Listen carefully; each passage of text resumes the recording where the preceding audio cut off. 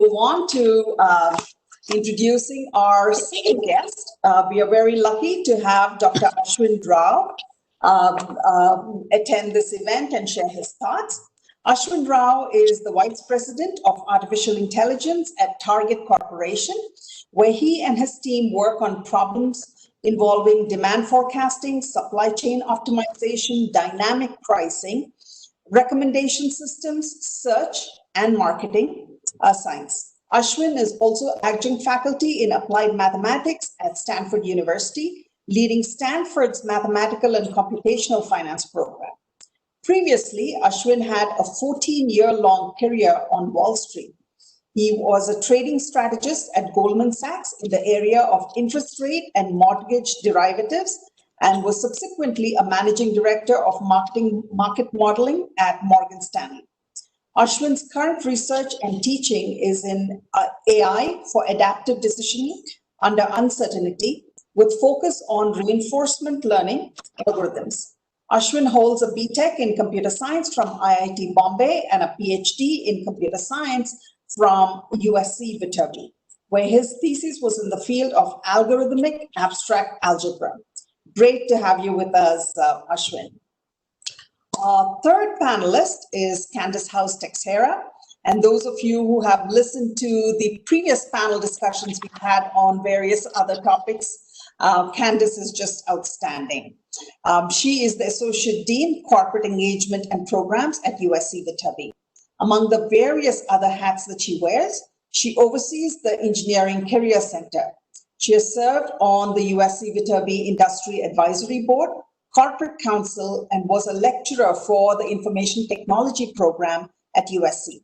She's currently pursuing her doctorate in Policy Planning and Development at USC. Welcome, Candace, and thank you so much for being here.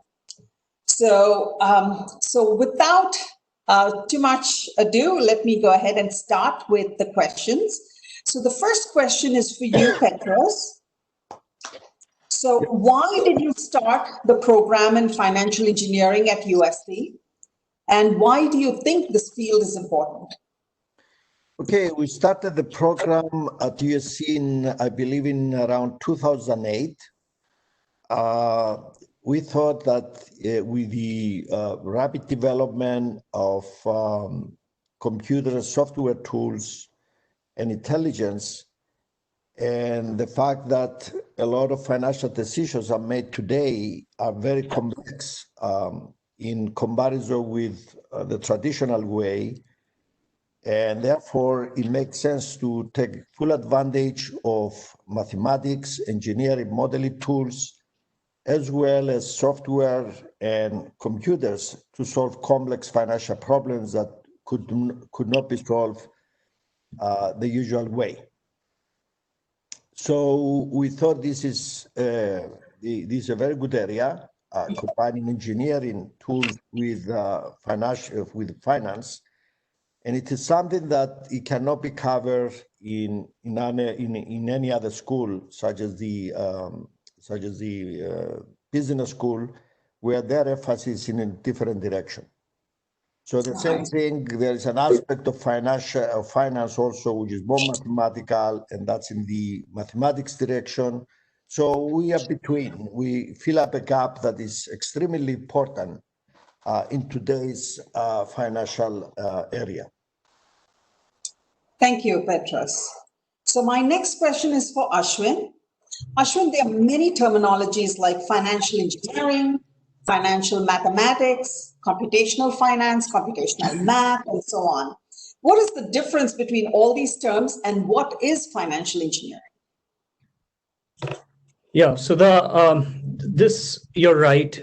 These are mostly, all these terms are synonymous: mathematical finance, computational finance. Let's just go with financial engineering for today's discussion as the standard terminology.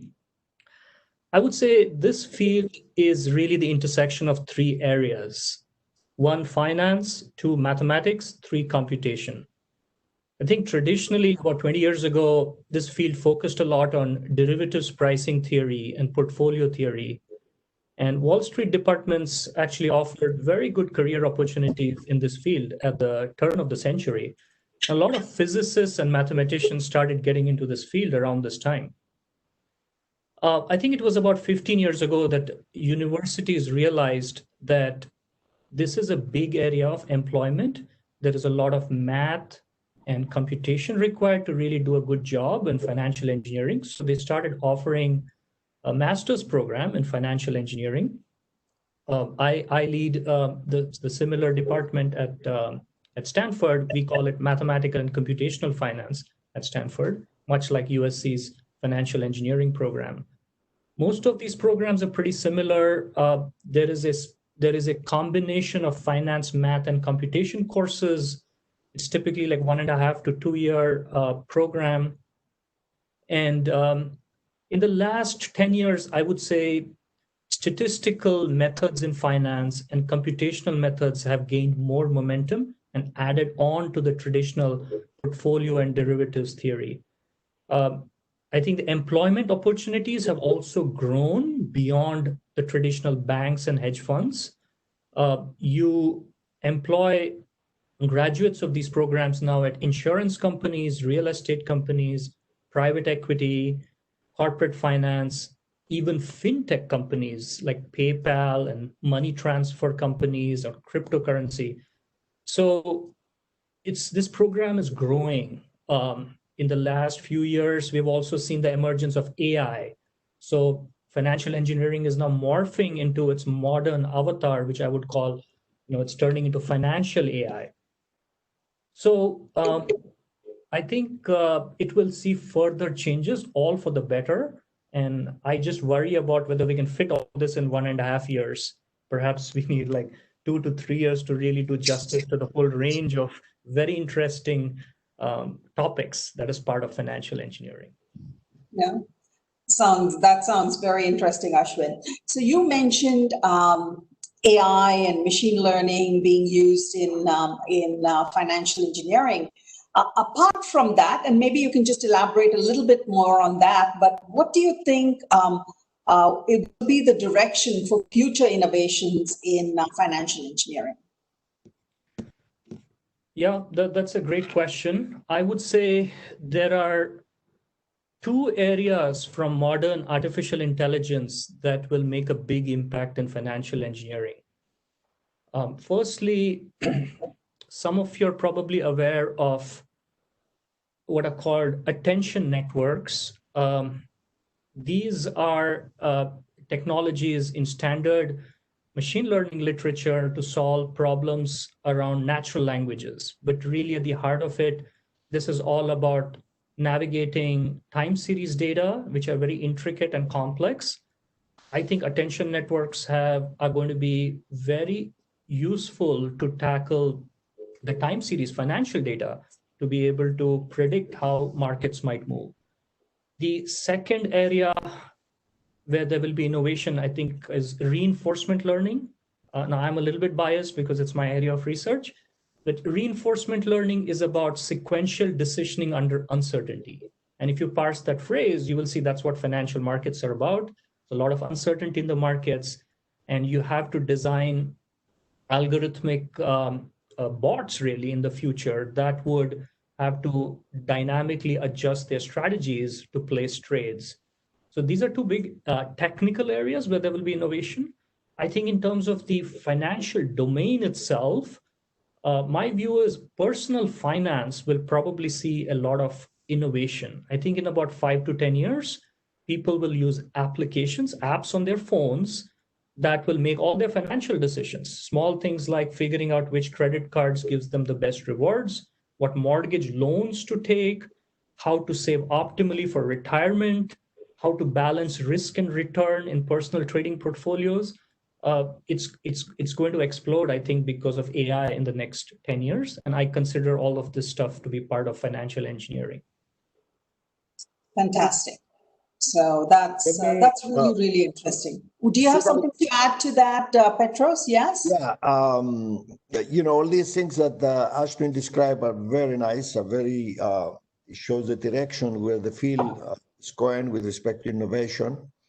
One thing I wanted to mention is that when we look at the financial issues, a lot of people are getting stuck on the return. How much money am I going to make?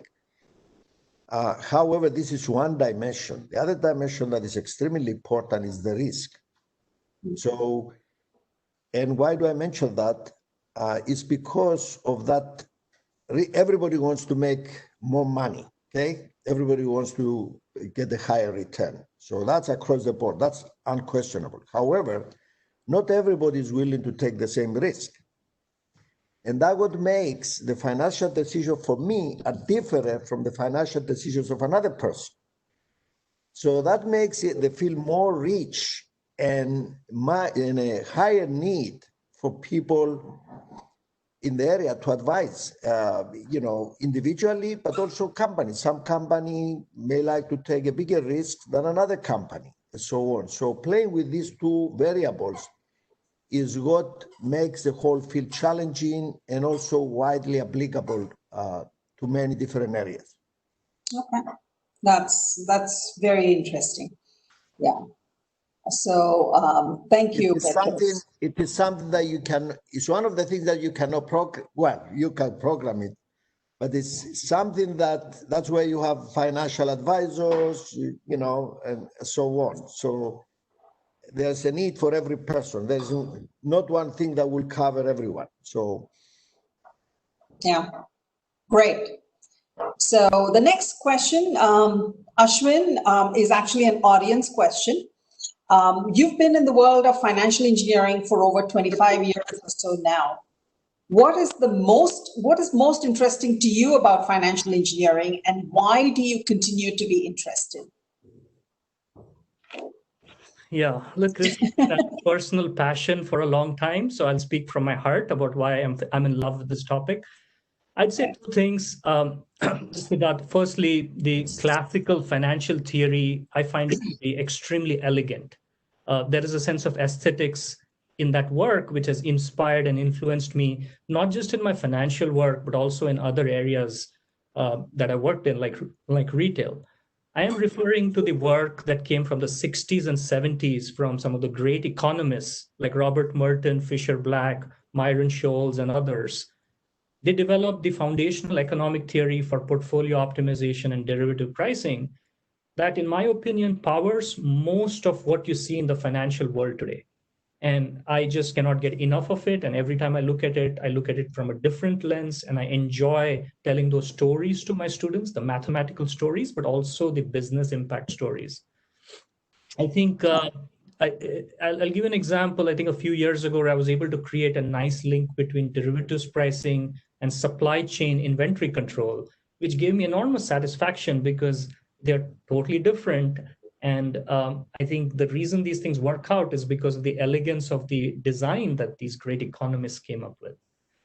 I think secondly, I would say for anybody who likes continuous mathematics, like stochastic calculus or differential equations, financial engineering is an area that make you feel like a kid in a candy store. There's just such a wide range of interesting math to do. Why do I continue to remain interested in this world? Well, recently, I have been very excited about combining that classical financial theory with modern machine learning methodologies, because that's kind of the future of where this is headed, as I called it, financial AI. And this actually inspired me to create a new course at Stanford on reinforcement learning for finance. And now I'm writing a new book on that subject. And I think this field is evolving into something very compelling and rich that I feel I feel very happy to be part of this evolution of the field into something which the next generations will start to see. Okay, fantastic. Candace, the next question is for you. What companies are major players in this field or who hire students from financial engineering backgrounds?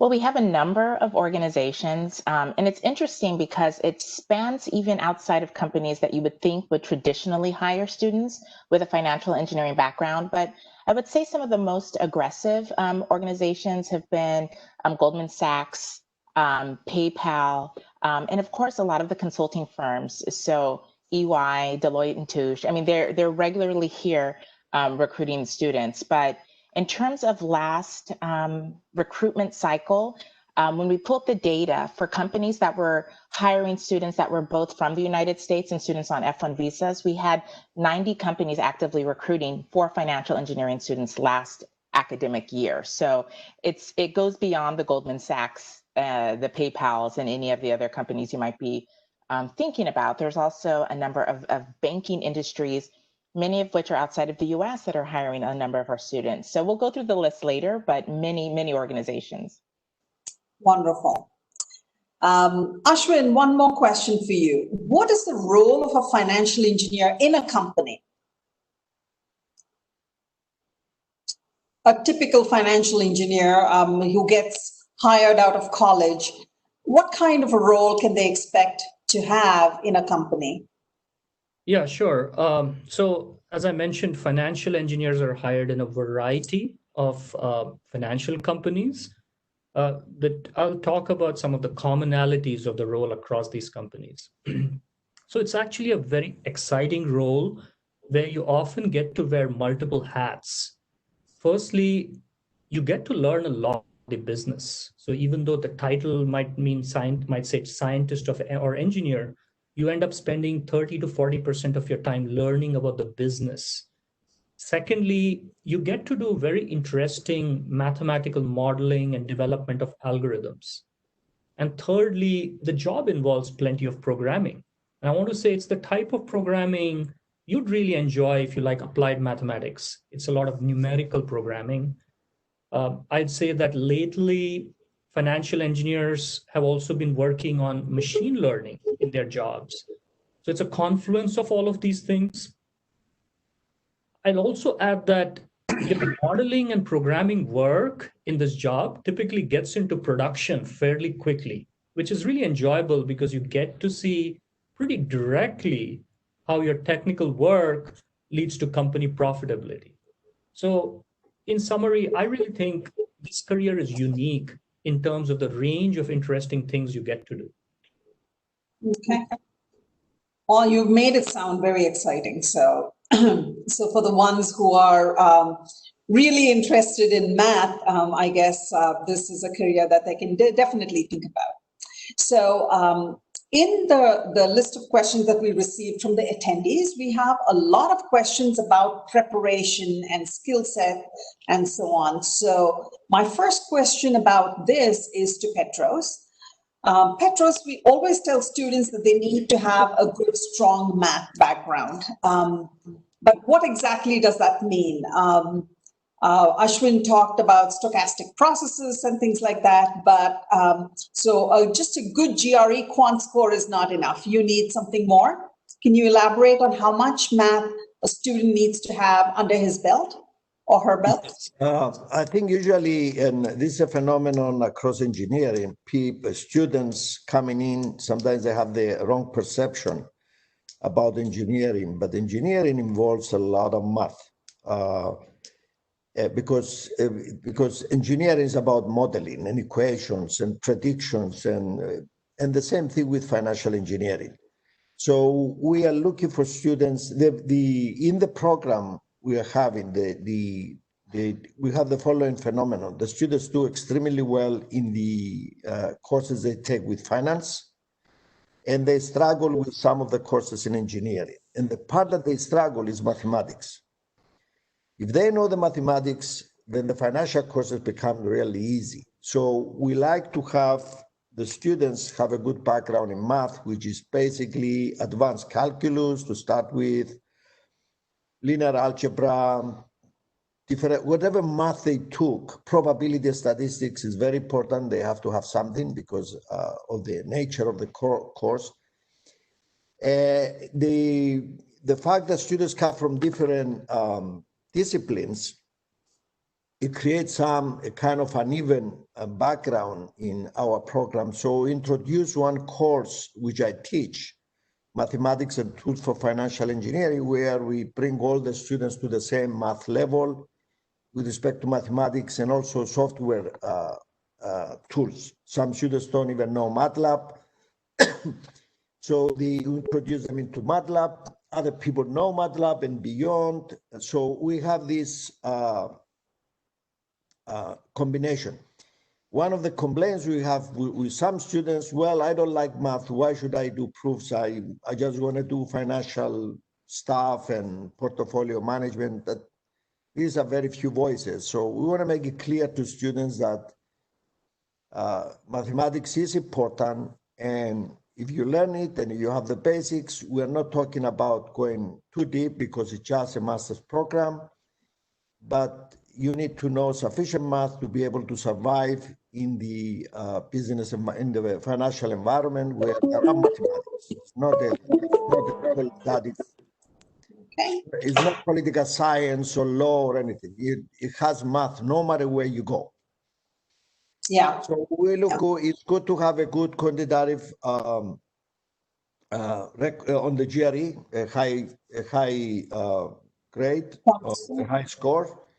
But also we look into the background of the student. If we see that he took advanced calculus but dropped the class, or he got a D, and so on, we don't advise these students to come to our program because it could turn out to be a waste of their time and their money. We want our students who come in to have the background and they have the enthusiasm and desire to work hard and graduate and make a good career. So the program is very competitive. Sometimes, we get 400 to 700 students, and we admit about 150, and of those, about 60, 70 end up coming because they apply to different schools and so on, and then they decide. Okay, all right. So there are many students from many engineering backgrounds who might apply. So they could be computer scientists, they could be electrical engineers. So if they did their BTech, their undergraduate program in one of these different fields, do they have the sufficient preparation to move into financial engineering? Yes, I have to say from my experience teaching students is that really, if the student works hard, even if there is some weakness in the background, they can catch up. One of our best students came from accounting, and we let her in because she was a top student in everything. Yeah, she didn't have all the math background, but it was clear from her CV that she was top in everything she touched. So she came to USC and, sure enough, she worked hard and it was one of our top students. So that's really very, very important to join the program and work hard. Having a background is important because math is not something that you learn by yourself. So it's important to have, if they come from engineering, usually you know their background, unless they come from chemical engineering, which they have more chemistry and limited math. But usually, most of the students have some math background, which I consider a good starting point, and given that, together with some hard work, they will become successful. One of the problems we are having, I usually notice, is just some students do not work hard. That's a major. So we'll assume our audience are going to work hard. Yes. That's far more important than than being weak in linear algebra, for example, or not taking differential equations. Okay. If you work hard, you can cover that. All right. Very good. Thank you, Petros. So Ashwin and Candace, both of you have mentioned that companies of all types of different companies are beginning to hire financial engineers. So Ashwin, is it important for a student to have domain knowledge, in a particular area when they learn financial engineering? Would that be helpful or even necessary? I can go first. Domain knowledge is extremely important in this field. I think this is a common mistake a lot of financial engineers make when they start working on a job. They feel they can just tackle the business problem with just mathematics and computation. This is not true. You need tremendous amount of domain knowledge. I had mentioned you spend 30 to 40% of your time learning about the intricacies of the details. There's a lot of details in finance, low-level details, both in the terms of markets, financial markets, but also when you work on financial products. You need to know this thoroughly. Now, what happens is in the financial engineering programs, we do have quite a few courses where we provide some domain knowledge, but within a 1.5 to 2 year program, we cannot cover very low level details. So the financial domain we teach is more foundational. It's higher level domain knowledge. But when you start working on a job, you have to look into like very granular details of how trading works or how markets move. And as I mentioned, it's a unique part of the job, and I think everybody should embrace the opportunity to learn more about the business. Yeah. I have I'd like to add, I have to add something here, which is what Ashwin said is very true, and it's very true across all fields. So what the university gives, I will call it the vocabulary. It gives you the language of financial engineering and different tools and the training of the mind to learn. Because it's very difficult to say, because companies are looking for different expertise. You can go to a company, you do portfolio management. That's one thing. You go to another company, they are interested in risk analysis. You go to real estate, it's a different problem. There is no educational program that can cover all these specific areas. So what we cover is the fundamentals and the tools. So a person who goes into the area, it can be trained to do what the company is interested to do. And that is true not just for financial engineering, but for any other program. Yeah.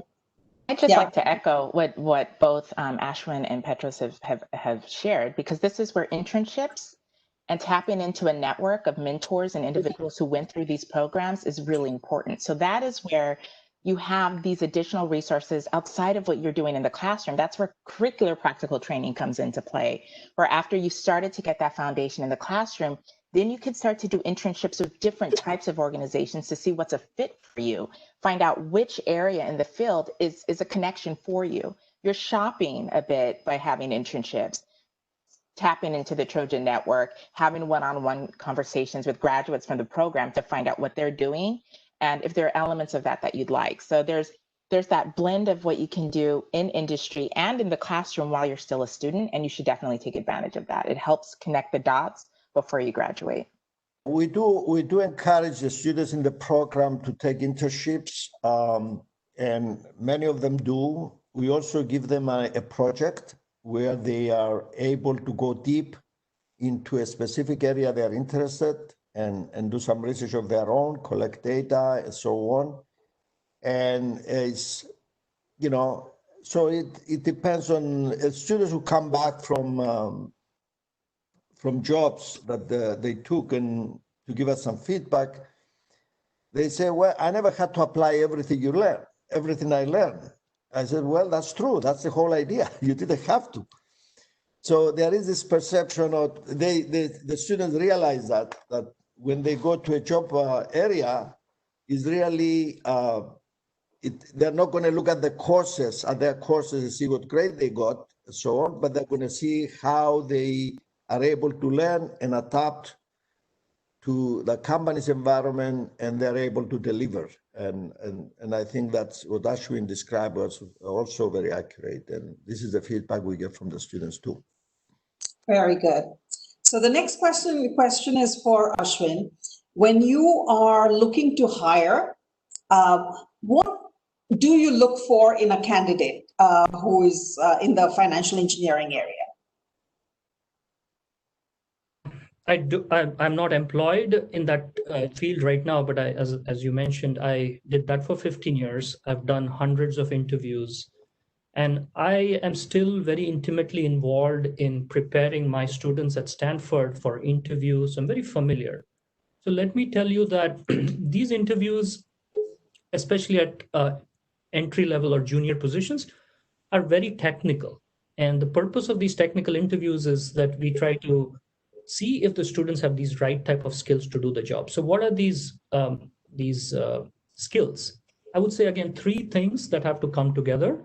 Firstly, you need to have some basic knowledge of finance if you're coming out of a master's in financial engineering, not too deep, but things that the coursework would teach you. You need to know a little bit about, Black-Scholes theory, portfolios, and have good financial intuition. So you'll be expected to know that first type of skill. The second type of skill, as Petros has mentioned, mathematical foundations have to be very strong. So we expect students starting at banks or hedge funds to know about linear algebra, optimization, a bit of machine learning, statistical modeling, optimization theory. That's the math bucket. And the third bucket is really computer science. You need to be a pretty good programmer. And you need to know Python pretty well. For example, you'll be asked to write some code as part of the interview process. I would really emphasize students prepare well on computational foundations. And then depending on the exact nature of the financial engineering job, you end up getting more into certain aspects of these three buckets versus others. And those specific nuances will alter the exact specification for like one job versus another. And honestly, a financial engineering master's program does provide excellent preparations for all these skills that I described. So apart from Python, would you recommend any other software, Ashwin? Not really. I think software itself is not so important. I think what employers will expect is that you have a good computational understanding, that you not just think about the math, but you think about how to construct the algorithm. The exact language is not so important. I say Python because Python has provided so much tooling now where everybody's moving towards it. So pick Python as your default choice, but the exact language nuances or software, as you mentioned, is not so important.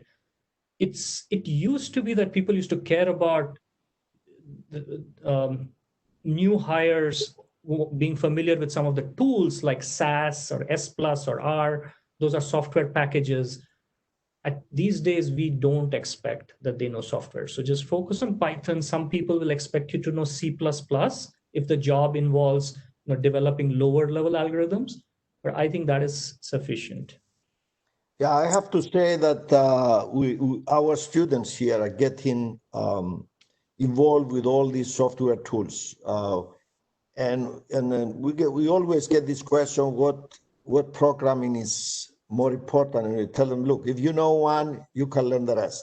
And you don't know 5 years from now what new language is going to come up. The language I learned as programming language I learned as a graduate student is been dead for decades now, and many new ones come up.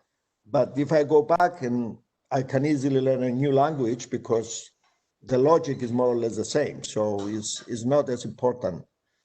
The specifics are not important, but it's good for students to be exposed to software tools and know how to write a code in a particular programming language. And then they can learn what the different companies have different software environments, and it's unlikely to find something that is exactly the same as the one they learned. But, we give them the tools and the experience to learn anything new, no matter where they go. And they get a lot of exposure in software writing in many courses.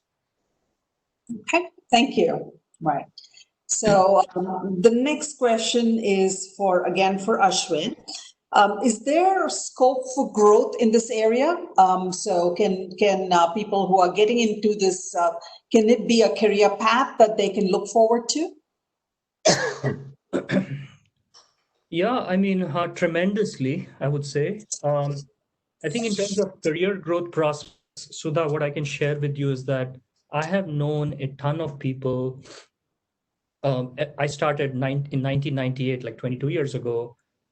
I can literally name more than 100 people who have started in financial engineering as an analyst or associate, and they've all moved all the way up to the level of a managing director in just a decade or so. That is like the top level of these banks. And that says something about this discipline. Why does this happen? This is because financial engineers are highly prized employees at financial companies. Now, when I say companies, it's not just banks and hedge funds and other types of financial companies as well. But in my time, it used to be mostly banks, hedge funds. These, because they're highly priced, they're typically very well rewarded. They're promoted very quickly for the value they provide. So the career growth opportunities are enormous. And I will also tie this to my point I made earlier that you get to be a very hybrid player at these companies because you understand the business, you can do the math and the programming. And if you also have good soft skills, good communication skills, you can work with customers, you have an amazing portfolio of skills to grow your career. So those who can invest in that range will rise pretty rapidly. Oh, sounds wonderful.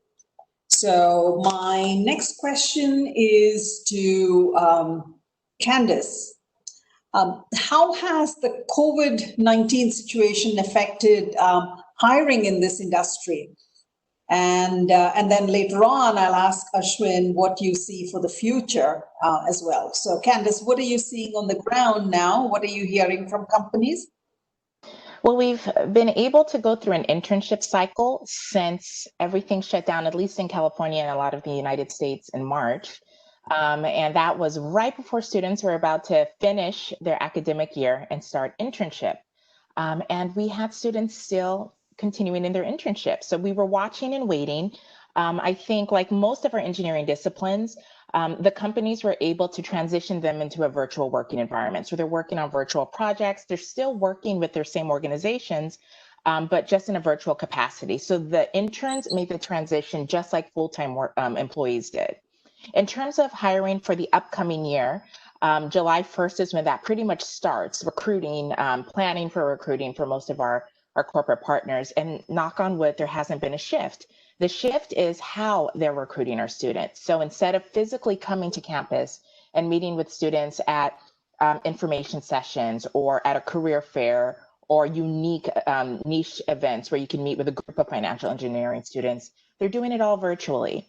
So seeing heads on a screen similar to this is the virtual recruitment environment. So they're still hiring, they're just hiring differently. The networking aspect is very different this year. You're not shaking hands, you're meeting virtually. So how you're representing yourself in this environment is a whole new type of recruitment experience for the students and for the employers. This is new for them as well. But luckily, we haven't seen a shift in hiring. They're still moving forward with the same number of recs. There hasn't been a change in need. And that's something very unique, I would say, across our engineering disciplines. That's not the same for all disciplines. Some organizations, some companies did not transition well into a virtual environment, but we did not have that happen with our engineering partners. So we've been lucky there. Okay, that's wonderful. And Ashwin, what do you see for the future? How has COVID affected this industry, and how do you think things will pan out over the next few decades? I am not an epidemiologist, so I think going a couple of decades forward is probably not something I can speak to in an intelligent manner. But I can talk about what I have been seeing in the past 6 months in the industry without trying to project forward too much. So I'll say that my vantage point is Silicon Valley, where I live and work, and I'm in close touch with many, not just financial companies here, but also tech companies, and also New York financial companies. I don't know much about other countries. So this is my perspective, Silicon Valley and Wall Street. What I've seen is, the COVID has really affected companies in that they are now hiring remote employees. They're getting more and more comfortable with hiring remote employees. Financial companies used to be very shy of remote employees. We used to come to the trading desk at 7 a.m. every morning. Everybody comes there, sits together. That was the culture. That has changed dramatically in the last 6 months.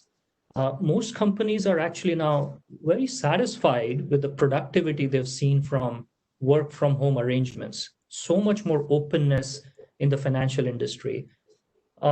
What it means is that for students, it don't have to move to a big financial center to have a career in finance. Previously, you had to move to New York or London or Tokyo or Mumbai. But now you can do these jobs from a small town as long as you're within a couple of time zones from your colleagues. What would happen next year? Hard to predict, but I do think that even if COVID goes away, there will be a lot more openness to remote work. And that's a huge cultural change, I can tell you, because many companies were pretty much against remote work. It's not like they said you absolutely cannot do it, but there was this very strong preference for working together in an office. And I think last 6 months have been for the better in terms of employment. Yeah. Okay. That's I think change for the better. So so then now I will come to ask Candace a few more questions, and I know Candace has a presentation with the kind of companies that come on our campus and so on. So while I'm setting up that presentation, Candace, maybe you can talk about, do international students find jobs in this area? So yes, they do. And once the presentation goes up, you'll be able to see some of the numbers that I pulled specifically for this discipline and for companies that are hiring students either for internship or full-time opportunities while under an F1 visa at USC.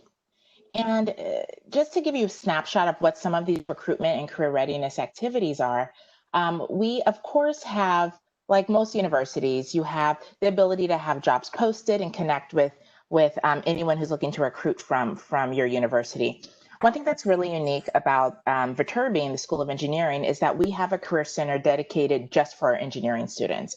So when you're at USC, you have the ability to connect directly with the Engineering Career Center, which means companies have said, I specifically want students from these engineering disciplines. And of course, you can tap into this career center that we have centrally at the university.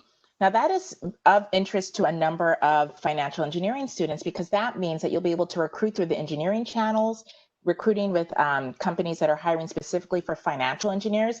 But you could also connect centrally with any of the organizations that have said they want to hire or connect with a finance student, maybe someone from the business school, maybe someone with like an economics background or a mathematical background. Those are students who are not in the School of Engineering, but these are companies that are just coming to USC in general. But what's great is the financial engineering students have resources within the School of Engineering for companies that have specifically said they were looking for students with that background. So with that said, just a snapshot for last year, we had close to 4,500, more than 4,500 companies share postings in that year for our students. Close to 200 of those organizations came to the career fair and expos that we host. That is not the only way to recruit for a job on a campus. I have to always say that. I share our expo numbers, but that is just because that's the event most students know. But it's really some of the smaller niche connection events where students find these job opportunities. So that would be at an information session where every evening we have organizations that would come to campus. Now they're hosting them virtually, and they spend around 45 minutes sharing about their organization and the opportunities that they have available. And what's great is they are targeting students from specific disciplines. So if you're wondering why Cisco is hiring for financial engineers, you were contacted as a financial engineering student to attend that session. You go there, you learn about the opportunities that they have for financial engineers, things that you might not even realize. Why is Cisco hiring our students? So they explain this unique projects and initiatives for the organization.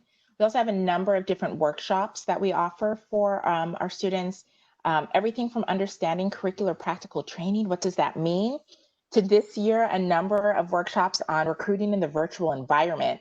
That is completely different. And so how do you do that?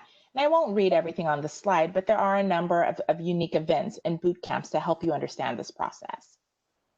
Then on the next slide, it's a little bit more of a detail for our financial engineering students. So this past year, we had 90 organizations specifically hiring for our F1 students, 71 unique job postings. 6 of those companies came to the expo. Now, I do have to say, our financial engineering companies typically don't come to career fairs because they might be coming from London, They might be coming from New York and other financial centers. So they choose to recruit either virtually or with job postings and interviews after that. So coming to a fair is not necessarily how they would invest in recruiting financial engineering students. They have other recruitment methods. So this is typical if they're looking in different areas. And of course, they host these information sessions, all of which will be virtual next year. And the next highlight is really just a few slides about the companies that were recruiting our students last year. So you'll see, and I won't read them, but they span different industries. So of course, traditional banking, hedge fund, consulting firms, but you'll also notice Cisco, Citadel, public sector, City of Long Beach. I mean, they're here recruiting our students, and these were recruiting our F1 students particularly. You could go from slide to slide. You could just see. I know, I'm just kind of going slowly so people have time to kind of look at the variety of companies. And so these are organizations that really, worked closely with our offices to make sure that they are connecting with the financial engineering students. They either are doing postings or physically coming. They're recruiting with on-campus interviews. So they have a vested interest in connecting with the financial engineering students. And then finally, we have, it's actually a national survey that's conducted by all universities. And it's called the First Destination Survey. It helps us find out where our students work, where they're being placed. We're not a placement office, so we rely on our students to give us this information in these surveys. And just to share some of the titles of last year's graduates, everything from a data scientist to a financial analyst, to traders, to senior quantitative analysts. These are just some of the job titles that our graduates from the financial engineering program were able to share with us. Okay. And again, to just highlight the team that's available. So what's unique is once you graduate, students and USC students don't necessarily do this, but you would have to connect with a consultant, someone who will help you navigate this path. You actually have these consultants as part of your USC community. So you can connect with them as soon as you enroll, and they will help guide you through this process, everything from negotiating for your job offers to understanding if what you're receiving in terms of salary is fair and equitable.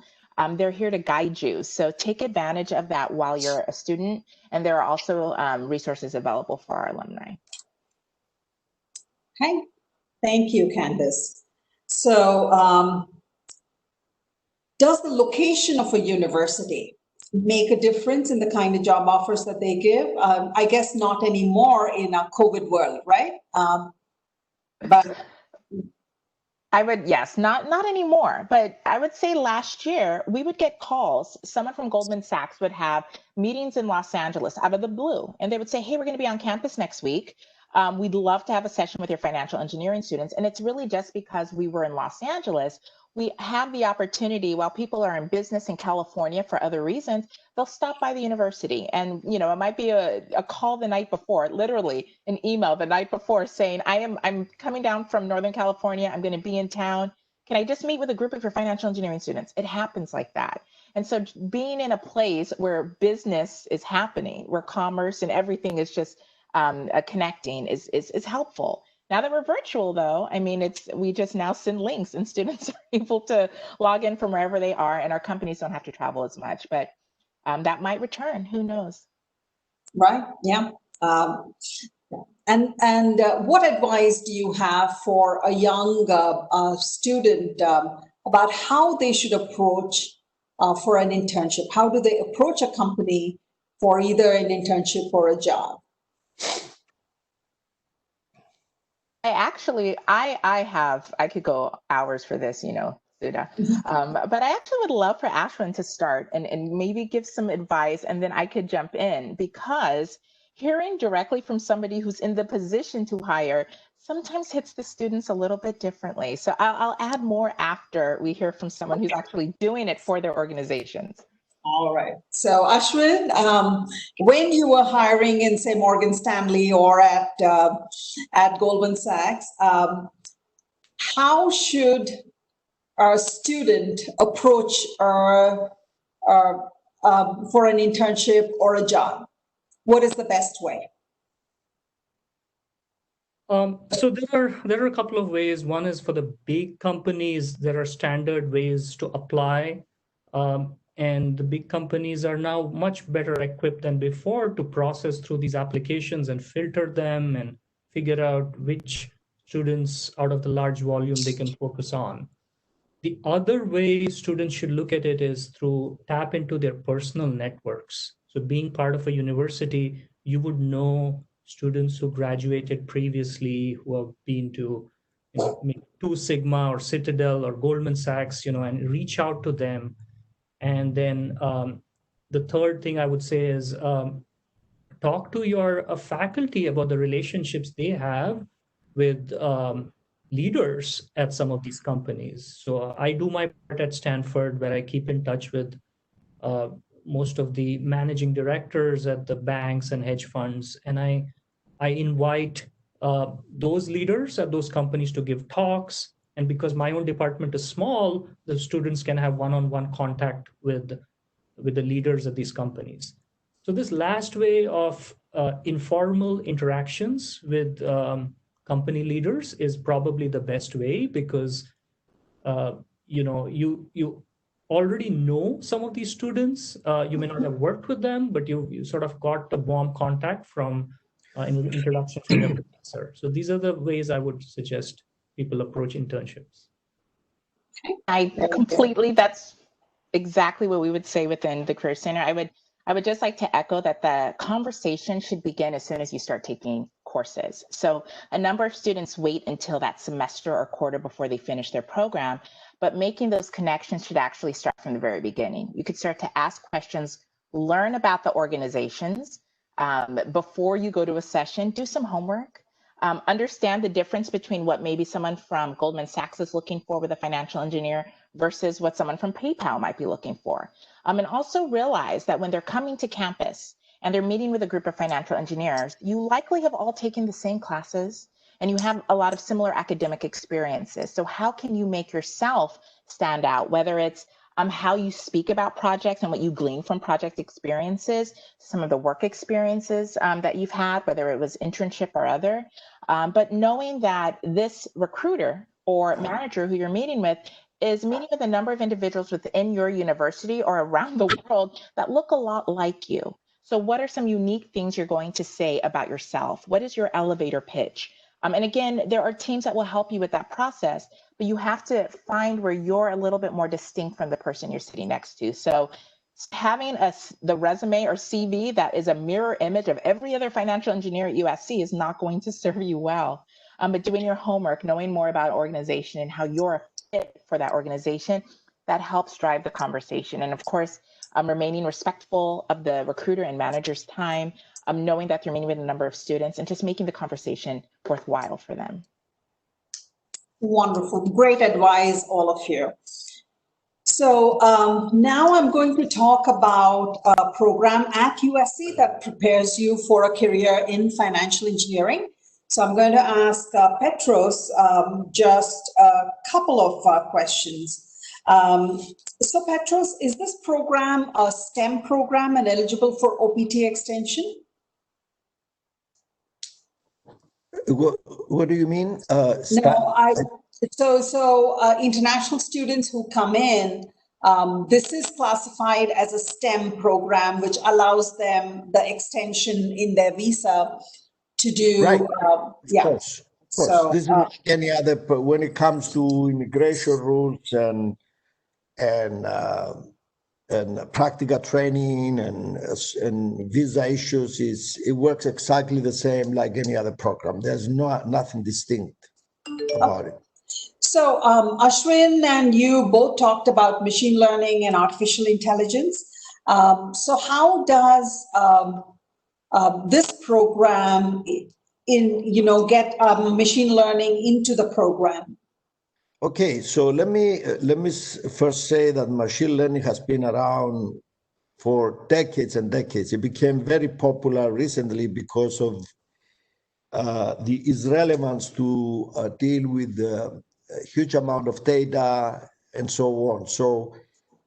And it became fashionable. I just want to make sure that when people hear it, is not something magic, something that came out of nowhere. It's just the machine learning has been there, and it's a name that covers a lot of different tools, from statistics to estimation and so on.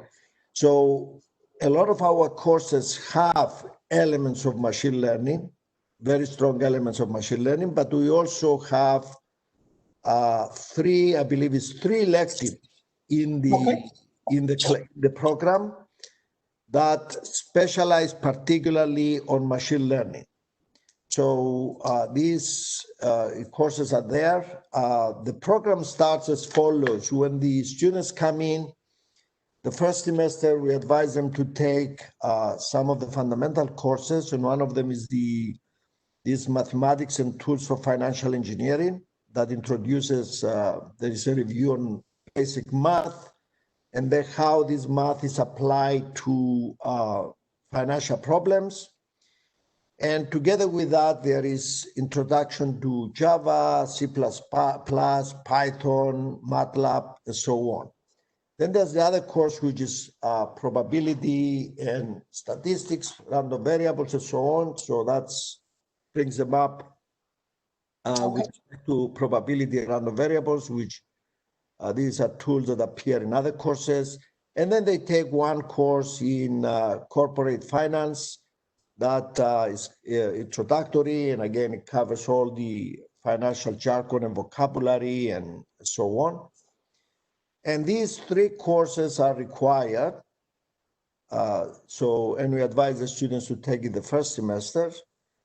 Then we're going to, we divided all the courses in kind of three areas, basically. One of them is courses taken from the School of Business, which are finance courses.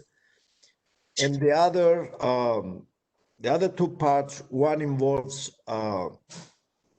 optimization, and the other one is modeling and software tools. So the students, we have a couple of elective courses from computer science about software, if people want to move deeper into programming and how software is developed. But basically, our program emphasizes, we want our students to be trained in 4 different areas. One area is the finance, obviously, to take the fundamental courses in finance. The other is optimization. Then we have modeling, which has to do with mathematics and stochastic processes, because these are the tools that we use to model financial problems, time series, Ito calculus, and so on, but not deep into the math, because a lot of students find it complicated.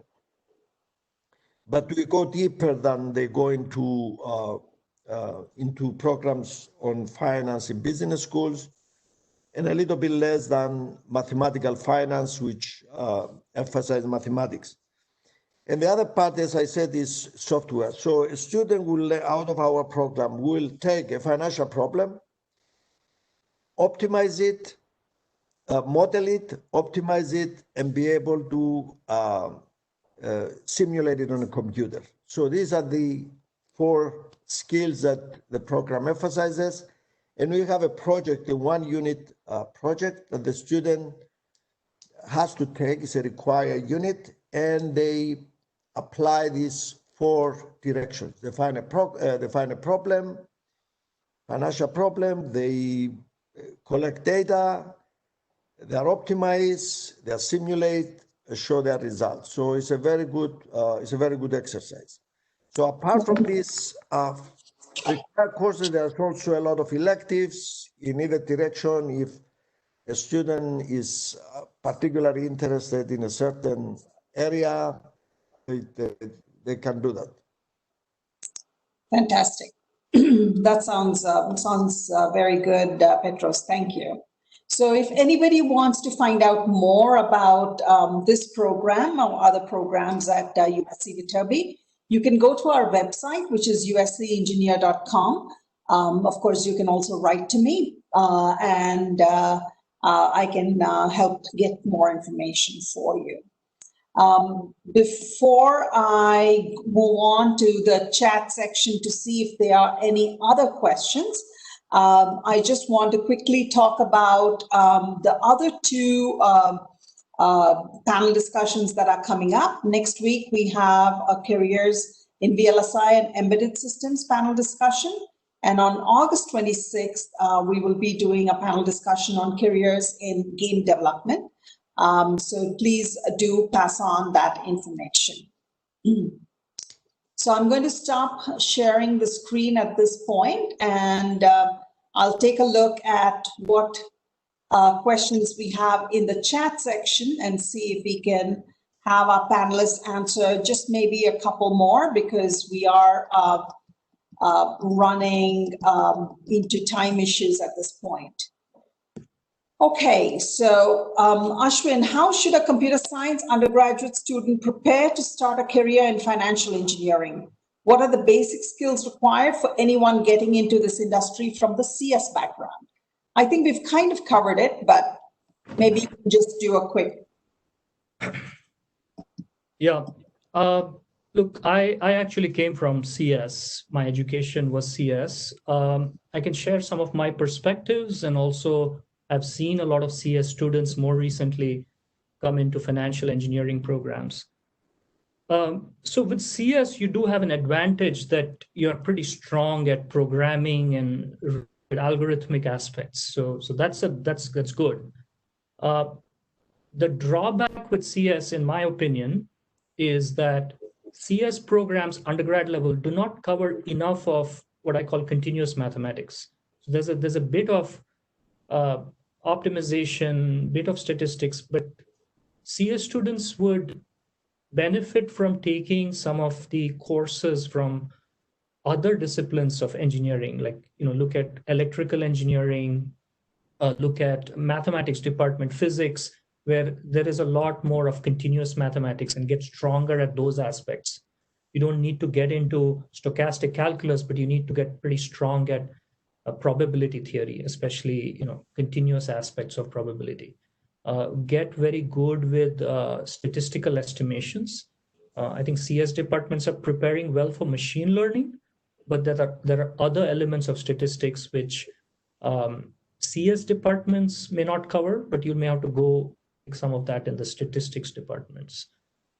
But look, if you're in the ballpark of computer science engineering, you're very well suited in general for financial engineering. Then it's just a question of appetite. And as Petros has pointed out, the only thing that holds you back at that point is drive, motivation, hard work. Very good. So someone would like, sorry, go ahead, Petros. Don't expect to come to USC as someone finds you a job. So it requires a lot of hard work, but one thing for sure, if you work hard, you'll be successful.